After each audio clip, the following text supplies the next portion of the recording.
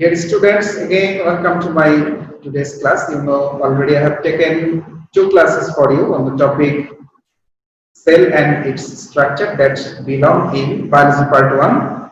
And today the third lecture is going on. I think all of you will cooperate and concentrate on the board. And today I will discuss about cell wall. In the previous class তোমরা যদি স্মরণ করার চেষ্টা করো আমরা সেলের যে বিভিন্ন বিষয়গুলো ছিল সেগুলো কিন্তু ধারাবাহিকভাবে পড়েছি। দ্বিতীয় যে লেকচারটি ছিল সেখানে আমরা কোষের গঠন পড়েছি এবং কোষের গঠনের পরে কিন্তু আমরা প্রতিটি অংশের ডিটেইলস আমরা পড়বার চেষ্টা করব।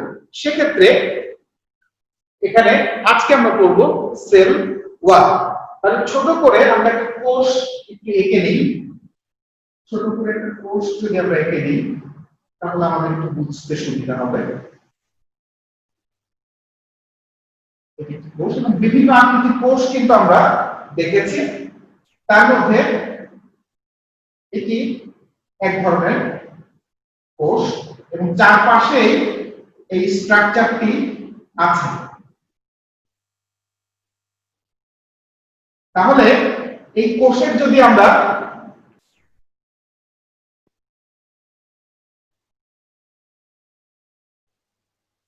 এই কোষের যদি বাইরের অংশ থেকে ভেতরের দিকে যাওয়ার চেষ্টা করি তাহলে কি কি উপাদান আমরা এখানে পাচ্ছি। তার মধ্যে শুরুতে যেটি পাবো সেটা হচ্ছে আমাদের সেল ওয়াল এবং তার নিচে পাবো হচ্ছে আমাদের প্লাজমা মেমব্রেন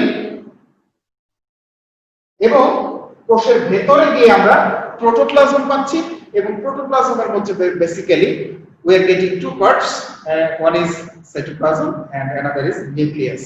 তো প্রোটোপ্লাজমটা বলতে আমরা সেল ওয়ালের নিচে কোষ ঝিল্লি দ্বারা প্লাজমা মেমব্রেন দ্বারা আবৃত যে অংশটি রয়েছে সেটি আমাদের প্রোটোপ্লাজম এবং প্রোটোপ্লাজম দুটি জিনিস নিয়ে সাইটোপ্লাজম এবং নিউক্লিয়াস।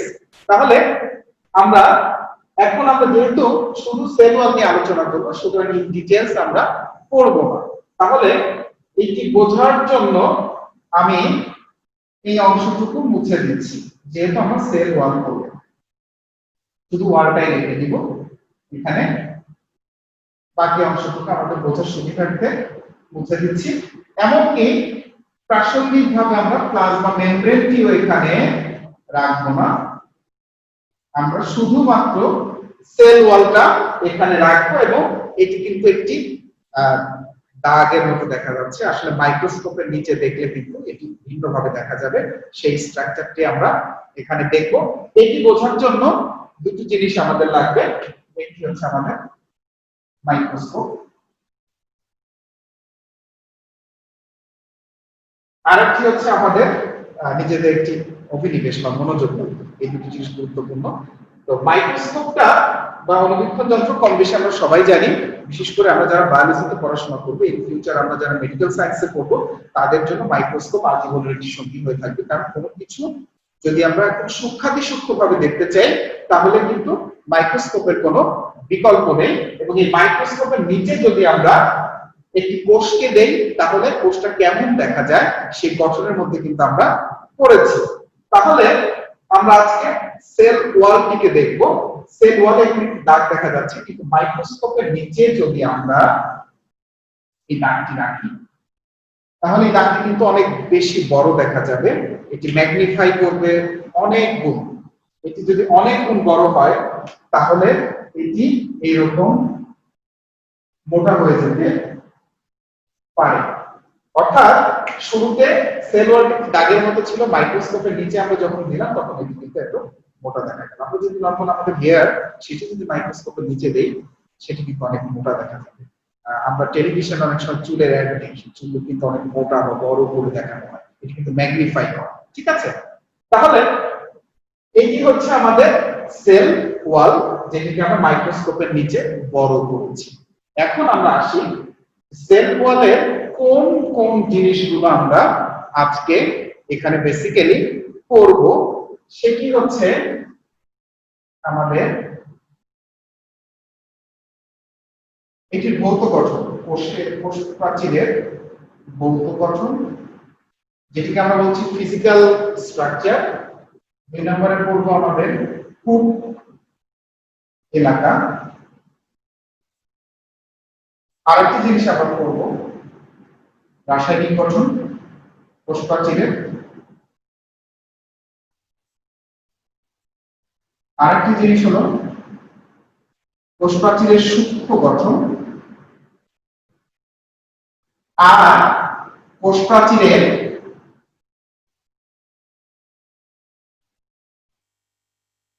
কাজ। এই 5টি জিনিস আমরা সেল ওয়ালের জন্য করব, ঠিক আছে? তাহলে আমরা শুরুতে কোষের বা কোষ প্রাচীরের যে ভৌত গঠন বা ফিজিক্যাল স্ট্রাকচার সেটি নিয়ে আমরা একটু কথা বলার চেষ্টা করি। সেল ওয়ালের ক্ষুদ্রতম একটি অংশ যদি এখানে আমরা এঁকে নিই,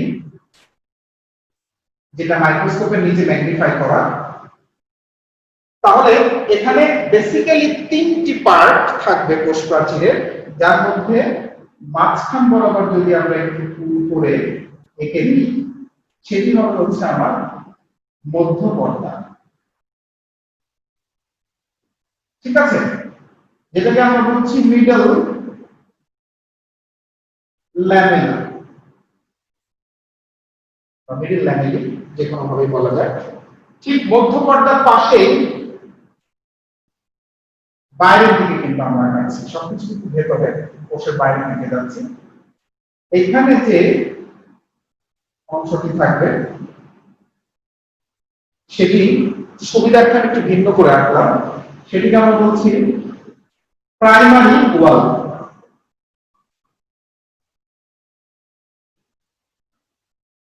বা প্রাথমিক প্রাচীর।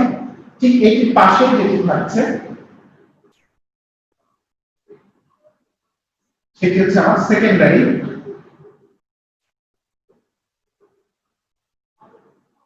ওয়াল। তাহলে আমরা একটু ঝালাই করে নেওয়ার চেষ্টা করি যে কোষ প্রাচীরের মধ্যে কয়েকটি ধাপে আমরা পড়বো। তার মধ্যে একটি হচ্ছে আমাদের ভৌত গঠন, যেটাকে ফিজিক্যাল স্ট্রাকচার বলছি।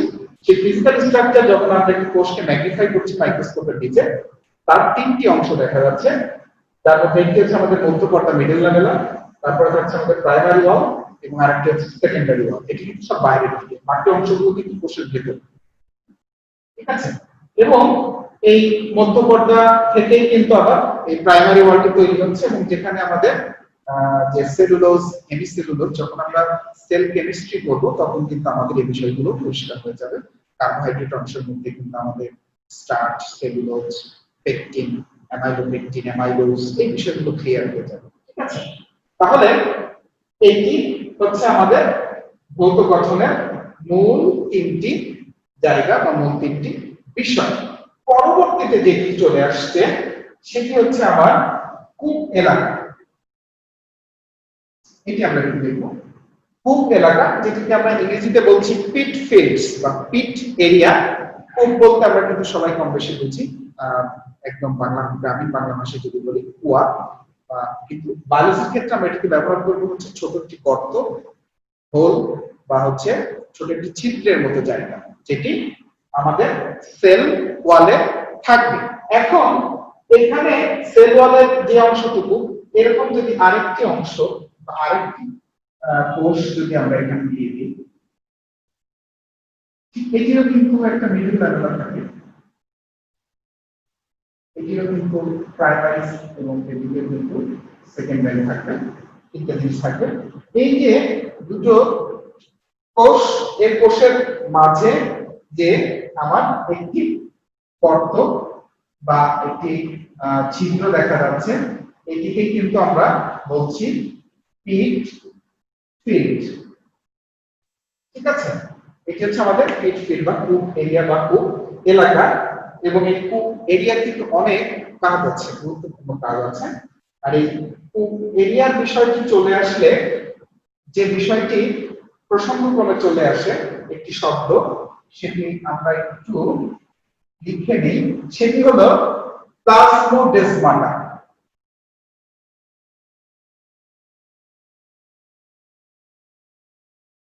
প্লাজমোডেসমাটা, এটি কিন্তু অত্যন্ত গুরুত্বপূর্ণ। এটি এমসিকিউ এবং সিকিউ প্রশ্নের জন্য আসতে পারে যে আমার প্লাজমোডেসমাটা কি বা প্লাজমোডেসমাটার কাজ কি এই বিষয়ে প্রশ্ন আসতে পারে। অর্থাৎ দুটো কোষের মাঝখানে যে পিট ফিল্ড থাকছে বা পিট থাকছে সেটির মাধ্যমে যখন পাশাপাশি আরেকটি কোষের সাইটোপ্লাজমের সাথে একটি লিংক তৈরি হয়, একটি নলাকার লাইন তৈরি হয়, সেটিকে আমরা বলছি প্লাজমোডেসমাটা। ঠিক আছে, সাইটোপ্লাজমিক শব্দটা হবে সাইটোপ্লাজমিক নালিকা যখন তৈরি হয় সেটিকে কিন্তু আমরা বলছি প্লাজমোডেসমাটা। তাহলে এই কূপ এলাকার মধ্যে দুটো কোষের মাঝখানে একটি কূপ এলাকা এবং সেই দুটো কোষের মাঝে সাইটোপ্লাজমিক যে বন্ধনটা করবে একটা নলাকারের একটা লাইন তৈরি করবে সেটি কিন্তু আমার হচ্ছে সাইটোপ্লাজমিক যে প্লাজমোডেসমাটা। ঠিক আছে, তাহলে দুটো জিনিস কিন্তু আমরা জেনে ফেললাম যে আমাদের ভৌত গঠন ফিজিক্যাল স্ট্রাকচার এবং আমাদের পিট ফিল্ড বা কূপ এলাকা এবং পাশাপাশি প্লাজমোডেসমাটা। এটির জন্য এই অংশটুকু যথেষ্ট। তারপরে যে গুরুত্বপূর্ণ বিষয়টি সেটি হলো আমাদের কেমিক্যাল স্ট্রাকচার। অর্থাৎ যখন আমরা দেখছি আমরা একটা আলমারি তৈরি করছি সেটি কাঠ দিয়ে তৈরি হচ্ছে, কাঠ দিয়ে তৈরি হলে কাঠের মধ্যে কিন্তু আবার কিছু উপাদান থাকে, এই যে ট্যানিন, রেজিন, গজ যেগুলো বললাম নন লিভিং ম্যাটেরিয়ালস, সেগুলো কিন্তু কাঠের মধ্যে থাকছে। ঠিক আছে, তো যে কোনো জিনিস গঠন করার জন্য কিন্তু কোনো না কোনো এক ধরনের উপাদানের প্রয়োজন হয়। সেক্ষেত্রে আমাদের এই যে সেল ওয়াল সেটির রাসায়নিক গঠন কি কি জিনিস দিয়ে সেটি তৈরি, তার মধ্যে রাসায়নিক গঠনের মধ্যে কয়েকটি জিনিস খুব বেশি গুরুত্বপূর্ণ। সেটি হচ্ছে সেলুলোজ, হেমি সেলুলোজ, তারপরে থাকছে আমার পেকটিন। ঠিক আছে, পেকটিন, তারপরে থাকছে গ্লাইকোপ্রোটিন।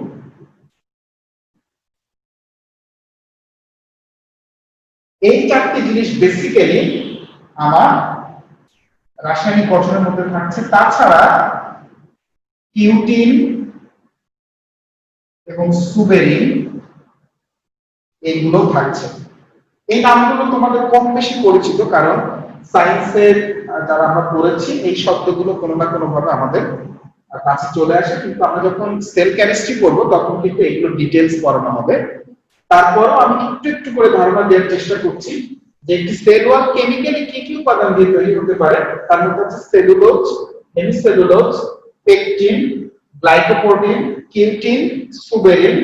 সেলুলোজ থাকছে বেসিক্যালি 40%, হেমিসেলুলোজ থাকছে 20%, পেকটিন থাকছে 30% এবং গ্লাইকোপ্রোটিন থাকছে আমার 10%, এবং বাকি যে উপাদানগুলো রয়েছে সব মিলিয়ে 10%, যদি we consider the 100%।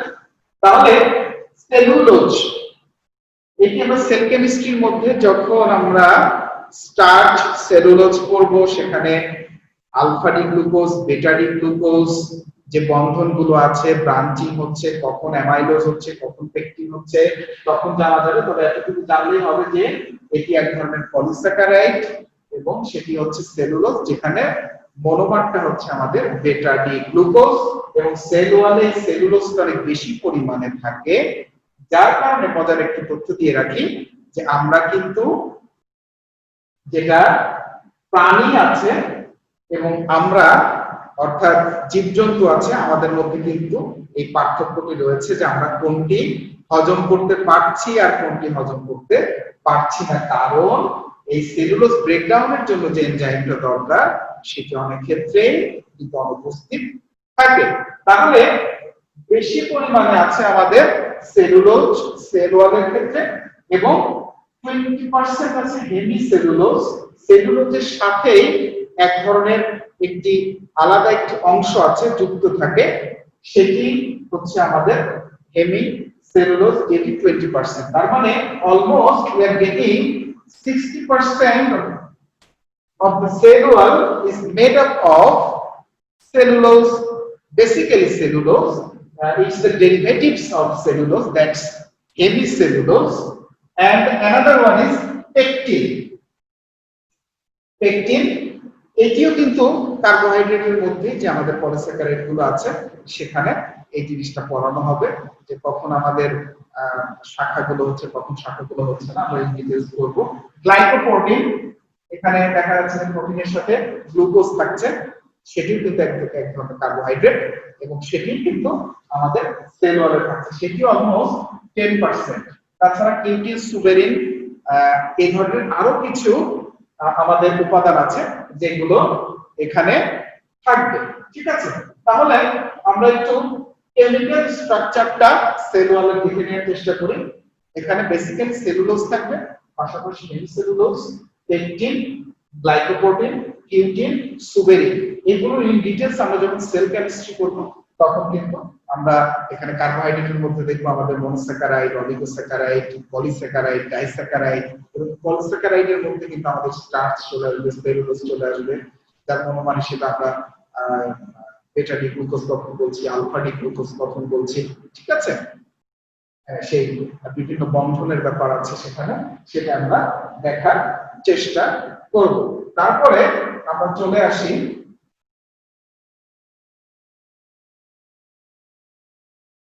4 নম্বর যে হেডিংটা ছিল আলট্রা স্ট্রাকচার, সূক্ষ্ম গঠন।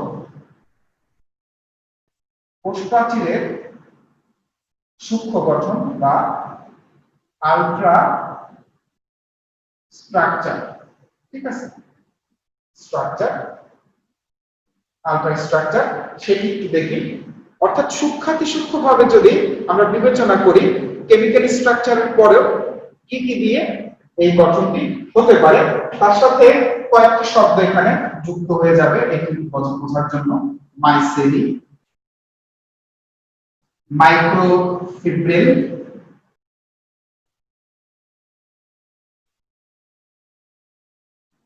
এবং ম্যাক্রো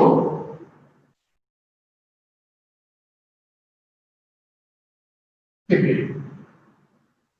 এই বিষয়গুলো, এই তিনটি বিষয় সূক্ষ্ম স্ট্রাকচার করার মধ্যে চলে আসবে, ঠিক আছে। তাহলে সূক্ষ্ম গঠনের শুরুতেই কিন্তু বলেছি যে গঠনের জন্য আমাদের যে কেমিক্যাল স্ট্রাকচার সেটি অত্যন্ত গুরুত্বপূর্ণ এবং সেটি হচ্ছে কি সেলুলোজ। আর সেলুলোজের মনোমারটা হচ্ছে আমাদের বেটা ডি গ্লুকোজ। অর্থাৎ অনেকগুলো বেটা ডি গ্লুকোজ যখন একটি চেইন স্ট্রাকচার গঠন করে 1000 1500 হতে পারে, তখন একটি সেলুলোজের একটি বড় সারি তৈরি হয় এবং যার মনোমারটা হচ্ছে আমাদের বেটা ডি গ্লুকোজ। এবং এখানে দেখা যাচ্ছে যে প্রায় এই বেটা ডি গ্লুকোজের সেলুলোজ, অনেকগুলো সেলুলোজ 100টি যদি এরকম একসাথে আসে, 100টি যখন সেলুলোজ বা বেটা ডি গ্লুকোজ এক জায়গায় আসছে তখন সেটিকে আমরা বলছি মাইসেল। এই শব্দটি আসছে, আমরা একটু বোঝার চেষ্টা করি আবারও, দ্যাটস টু মাচ ইম্পর্টেন্ট। সেটি হচ্ছে মাইসেল। মাইসেলিটা অর্থাৎ সেলুলোজ, সেলুলোজের মনোমারটা যদি আমরা বলি বেটা ডি গ্লুকোজ, অনেকগুলো বেটা ডি গ্লুকোজ একটির সাথে রিং তৈরি করে এখানে তৈরি করছে আমাদের সেলুলোজের একটি স্ট্রাকচার তৈরি হচ্ছে। এরকম 100টি সেলুলোজ বা এই বেটা ডি গ্লুকোজ একসাথে যখন থাকছে, একটা প্যাকেজ হিসেবে যখন থাকছে, তখন এটি একটি মাইসেলি গঠন করছে। প্রশ্নটি আসে মাইসেলি তাহলে কি? মাইসেলিটা হচ্ছে বেসিক্যালি আমার বেটা ডি গ্লুকোজ তথা এই 100টি সেলুলোজের একটি গঠন, সেটি হচ্ছে আমার মাইসেল। মাইসেলের মধ্যে আমি একটু দেখানোর চেষ্টা করি যে মাইসেলটা হচ্ছে 100 beta D glucose or cellulose consists micelle, ঠিক আছে। এটি হচ্ছে মাইসেলি। এটি কিন্তু সূক্ষ্ম গঠনের মধ্যে, আমরা একদম সূক্ষ্মাতি সূক্ষ্ম ভেতরের দিকে যখন যাওয়ার চেষ্টা করছি। পাশাপাশি আর যে বিষয়টি আছে সেটি হচ্ছে মাইক্রোফিব্রিল। মাইক্রোফিব্রিলটা হচ্ছে মাইসেলিন 250টি মাইসেলি যদি একত্রিত হয়, 250 মাইসেলি, এটি যদি একসাথে আসে তাহলে তৈরি হচ্ছে আমার মাইক্রো মাইক্রো মানে ছোট মাইক্রোফিব্রিল তৈরি হচ্ছে। তাহলে মাইক্রোফিব্রিল হচ্ছে 250টি মাইসেলি যখন একত্রিত হচ্ছে তখন মাইক্রোফিব্রিল, এবং যখন অনেকগুলো মাইক্রোফিব্রিল একত্রিত হচ্ছে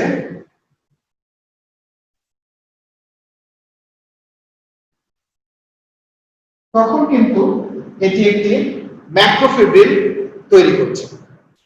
অর্থাৎ শুরুতে আমার যে ইউনিট স্ট্রাকচারটা ছিল সেটার মধ্যে ছিল বেটা-ডি গ্লুকোজ, বেটা-ডি গ্লুকোজ অনেকগুলো চেইন হয়ে সেলুলোজ তৈরি হচ্ছে, এবং সেখানে এই প্রায় 100টি বেটা-ডি গ্লুকোজ বা সেলুলোজ যদি একত্রিত হয় তখন মাইসেলি তৈরি হচ্ছে।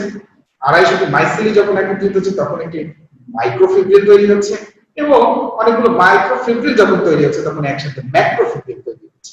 এটি হচ্ছে সূক্ষ্ম গঠন। তাহলে লাস্ট যে বিষয়টি সেল ওয়াল সম্পর্কে আসে সেটি হচ্ছে আমরা আমাদের কোষপ্রাচীরের কাজ।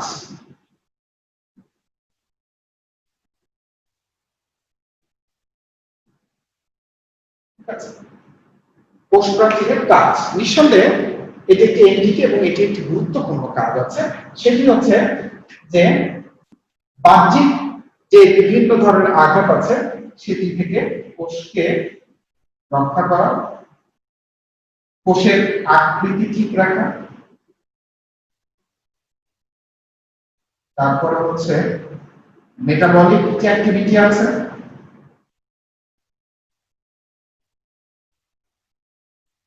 সেটি ঠিক ফাংশনটা কন্টিনিউ রাখা, এবং কোষের সাথে কোষের যোগাযোগ রক্ষা করা, তারপরে হচ্ছে একটি জীবদেহের সেটা উদ্ভিদ এবং প্রাণী হোক সেটি নিরাপত্তা রক্ষা করা, অত্যন্ত গুরুত্বপূর্ণ কিছু কাজ আছে, এবং প্রোটোপ্লাজম রক্ষা করা,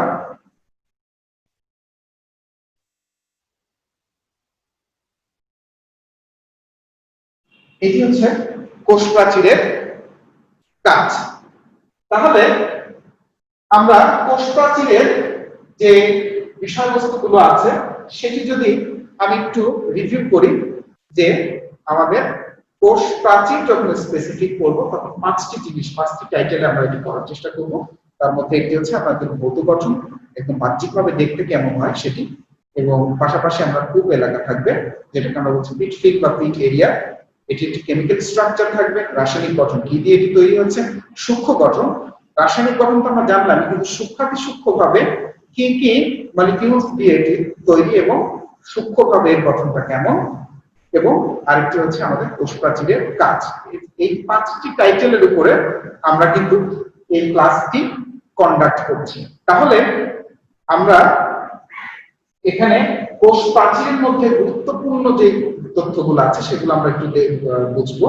মিডল ল্যামেলা এটি একটি গুরুত্বপূর্ণ জায়গা, আরেকটি হচ্ছে আমাদের পিট ফিল্ড, এখানে প্লাজমোডেসমাটা যেটি দুটো কোষের মাঝখানে একটি সাইটোপ্লাজমিক নালিকা তৈরি করছে এক্সচেঞ্জ করার জন্য বিভিন্ন উপাদান, সেটি কিন্তু আমাদের প্লাজমোডেসমাটা, এটি অত্যন্ত গুরুত্বপূর্ণ।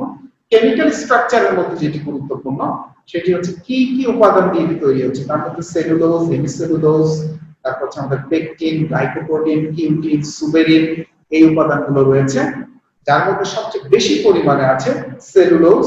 সেলুলোজ যদি আমরা বলি প্রায় 40% সেলুলোজ আছে, হেমিসেলুলোজ আছে 20%, এবং 30% আছে পেকটিন, এবং 10% আছে গ্লাইকোপ্রোটিন, এবং রেস্ট যা কিছু আছে তা 10% আছে।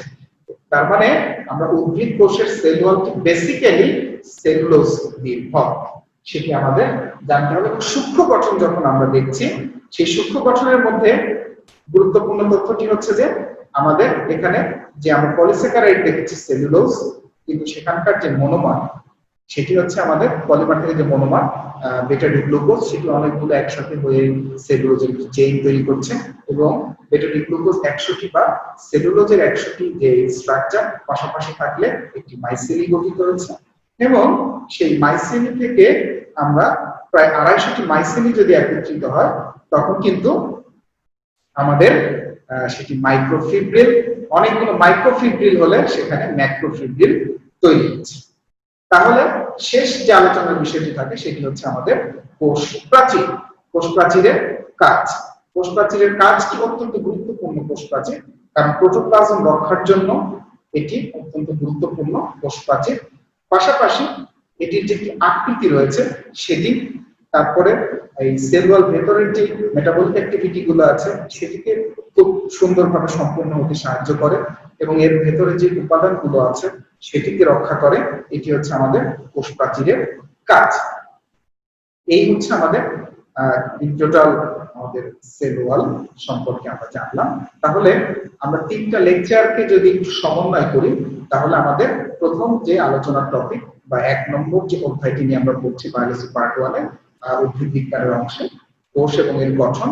কোষের মধ্যে আমরা কোষ সম্পর্কে ইন ডিটেইলস আমরা জেনেছি, কোষ কাকে বলে, কোষ কি দিয়ে তৈরি, কোষের ধরন কেমন, কোষের ক্যারেক্টারিস্টিক্স কেমন এবং কোষের শেপ কেমন, সাইজ কেমন, পরিমাপ কেমন, তারপরে হচ্ছে আমাদের আদি কোষ, তারপর হচ্ছে প্রকৃত কোষ, জনন কোষ, দেহ কোষ, উদ্ভিদ কোষ, প্রাণী কোষ, হ্যাপ্লয়েড কোষ, ডিপ্লয়েড কোষ, এই বিষয়গুলো কিন্তু আমরা ইন ডিটেইলস জেনেছি। এবং বায়োলজি যেখানে কোষ নিয়ে আলোচনা করা হয় সেটিকে আমরা কি বলছি, সাইটোলজি বলছি। পাশাপাশি আমরা কিন্তু গঠনে ঢুকে গেছি, তখন কিন্তু আমরা কোষের একটা আদর্শ কোষের গঠন দেখেছি। সেখানে কিছু সজীব বস্তু আছে, জড় বস্তু আছে, সাইটোপ্লাজম আছে, সাইটোপ্লাজমিক ম্যাট্রিক্স আছে, সেখানে আমাদের ওয়েস্ট ম্যাটেরিয়ালস আছে, নিউক্লিয়াস আছে। এইগুলো জানার পরে যখন আমরা স্পেসিফিক কোষের বিভিন্ন উপাদানগুলো নিয়ে পড়বো, তার মধ্যে শুরুতে যে টপিকটা চলে আসে সেটি হচ্ছে আমাদের কোষ প্রাচীর। কোষ প্রাচীর ছিল আমাদের বেসিক্যালি 3rd লেকচারে। এর পরবর্তী যে লেকচারগুলো আছে সেখানে আমাদের প্রোটোপ্লাস্ট, মাইটোকন্ড্রিয়া, ধারাবাহিকভাবে যে উপাদানগুলো আছে সেটি কিন্তু আমাদের পরবর্তী লেকচারে আলোচনায় চলে আসবে। তো আশা করছি তোমরা সবাই আমাদের সাথেই থাকবে। করোনাকালীন সময় আমরা অনলাইন ক্লাস নিচ্ছি, কিন্তু ম্যানুয়ালি যখন ক্লাস হবে তখন সেটা অনেক বেশি উপভোগ্য হবে। তোমাদের সবার সুস্থতা এবং সার্বিক সহযোগিতা কামনা করে আমি বিদায় নিচ্ছি। সবাই ভালো থেকো, সুস্থ থেকো। ধন্যবাদ সবাই।